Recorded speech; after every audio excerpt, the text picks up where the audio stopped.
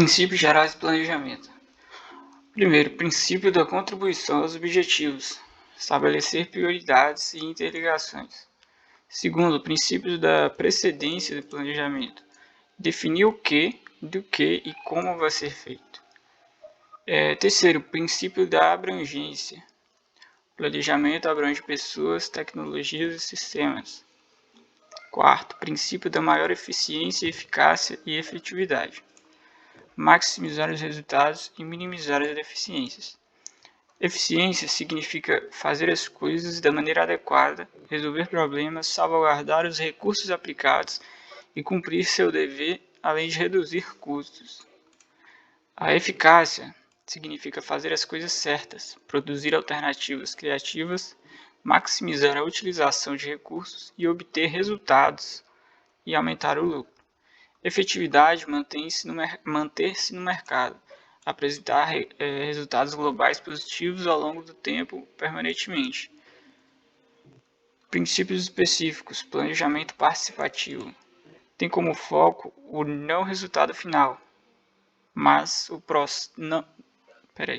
Tem como foco não o resultado final, o objetivo, mas o processo desenvolvido, ou seja, o profissional responsável pelo planejamento tem o papel de facilitar o processo de elaboração através das áreas pertinentes ao planejamento. Princípios específicos, planejamento coordenado. Todos os elementos envolvidos devem ser projetados para que atuem de forma interdependente. Planejamento integrado. Os vários níveis de uma empresa devem ter seus planejamentos interligados. Exemplo: os objetivos são definidos de cima para baixo e os meios para atingi-los de baixo para cima. Princípios específicos, planejamento permanente. Essa condição é exigida pela própria turbulência do ambiente empresarial, pois nenhum plano mantém seu valor com o tempo. Essa condição é exigida pela própria turbulência do ambiente empresarial, pois nenhum plano mantém seu valor com o tempo. Filosofias do planejamento, filosofia da satisfação, consenso para definição de objetivos de desempenho, número de objetivos reduzido, menor resistência para implementação e recursos limitados. Filosofia do planejamento, filosofia da satisfação, vantagens, curto prazo, processo de planejamento, baixo custo, baixa capacitação técnica e ideal para iniciantes, filosofia da satisfação. Desvantagens, baseia-se no aspecto financeiro para a definição de objetivos, o que prejudica o surgimento de outras possibilidades. Ganho de aprendizado pequeno devido a não aprofundar nas vantagens nas principais variáveis. Filosofia do planejamento, filosofia da otimização.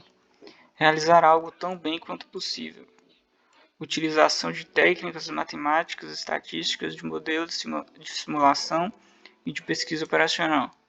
Objetivos quantitativos, tamanho e localização da fábrica, distribuição de produtos, etc.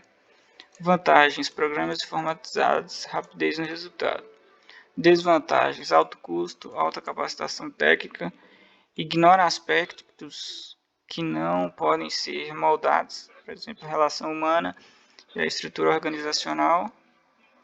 Filosofia da adaptação, valor do planejamento no processo de elaboração.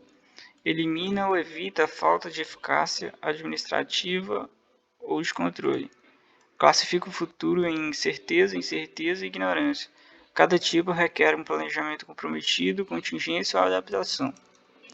Filosofia da adaptação, vantagens.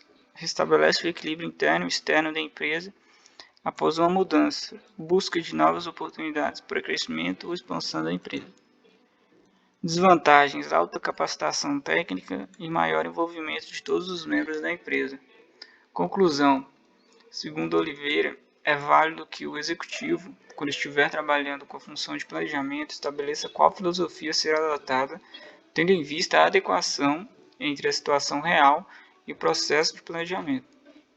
Ressalvas sobre o planejamento, segundo Ackoff. O próprio processo de planejamento deve ser planejado. O processo é interativo, ou seja, sua ação exerce mutuamente entre duas ou mais partes do todo, e o processo é iterativo, ou seja, repete-se ao longo do tempo.